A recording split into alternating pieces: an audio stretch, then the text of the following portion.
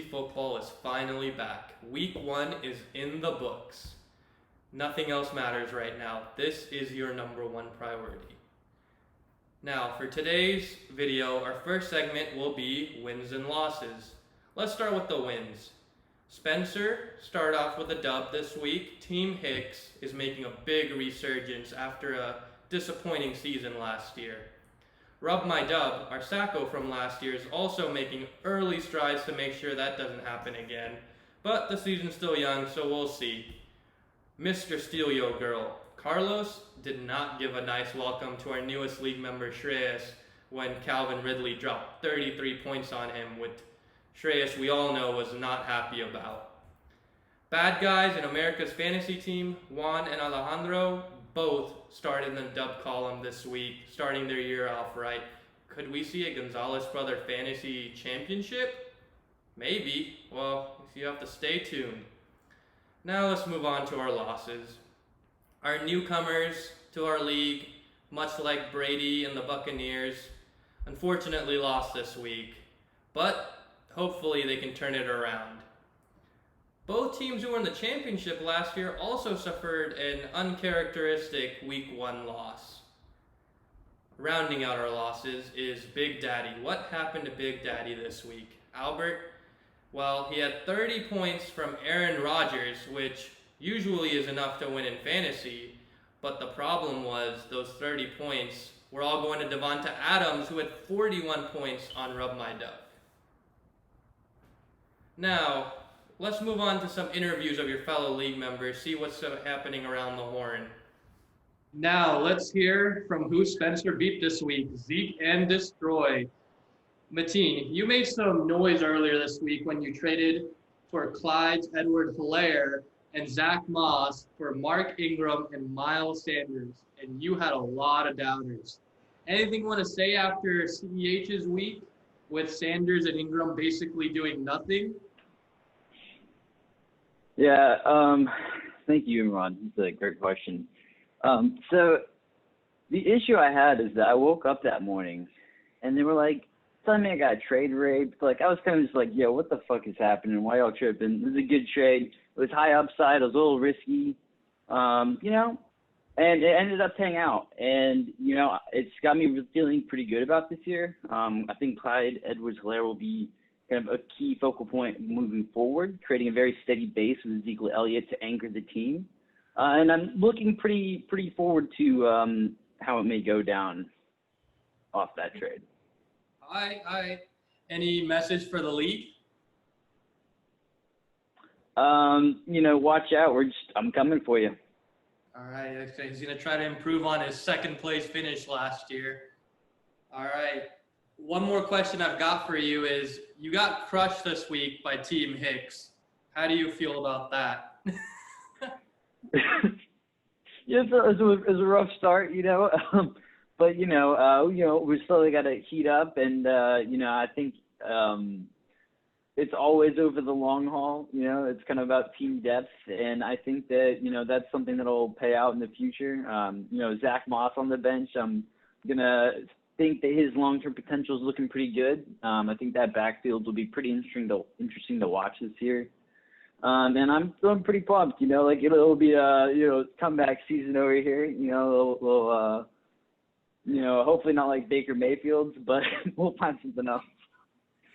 All right. Audible question. How about them boys?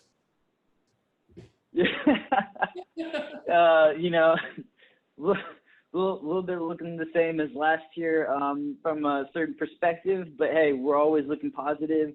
I think the offense will start humming along a little bit more. Dak Prescott's got to get his shit together a little bit, but I think he will. Zeke's looking real good. He was tearing up the defense early.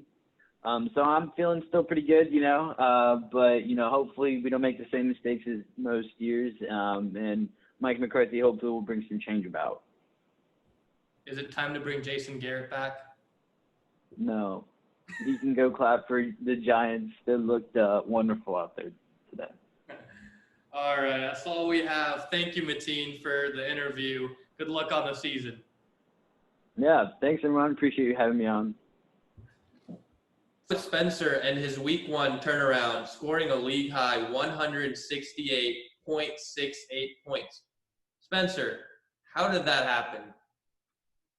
Well, I had a tough year last year, and it all started with this exotic Blanco tequila, and that's where I really got my turnaround this year. Okay, fair enough. And the biggest thing is, I really sucked ass last year, but then I started pounding tequila like it was nothing, and then I started seeing the world in a whole different world, and so that's when everything just turned around for me.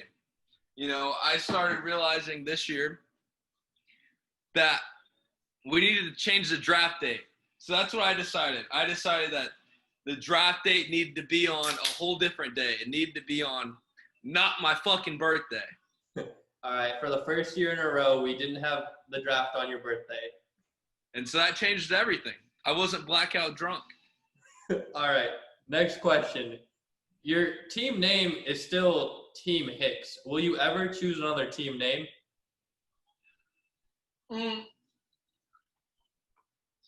I just think, like, I'm representing my family every time I go to war every week. And my family knows that Frenza is the most important wine in the household. And so they believe in me, and I believe in them, and that's why you got to put your name in front of the team. It's not about the Patriots. It's about fucking Bill Belichick.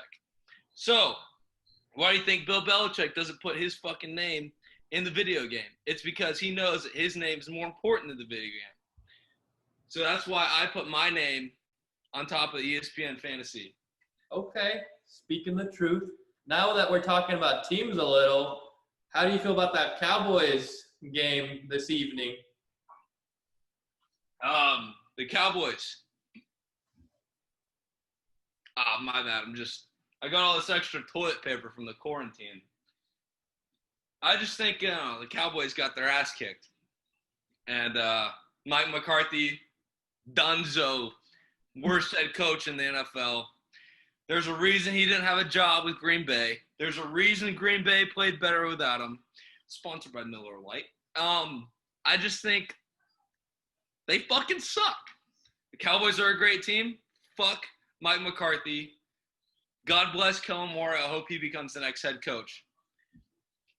How'd you feel about that PI call at the end? That was the worst call I've ever seen in my entire life. Hands down. I've been around a lot of college football. I've been around a lot of football in my life. That was by far worst call I've ever seen. Oh man. And you're the young buck in our league. So how do you feel about that, being 22 amongst a bunch of people getting their late 20s? I just think there's a lot of guys in this league that think they know football, but really I'm the only one that knows football, period. And I think they're going to understand that the first year that I was able to draft my team, the first year that I was able actually to change my picks each year is going to be the year that I kick ass. Okay. Every other year, I've been breaking down film. Last 2 years, I've been breaking down film every Saturday night, right after our games, every Sunday morning. This is the first year I'm able to get in there and really change the league. So y'all are all fucked.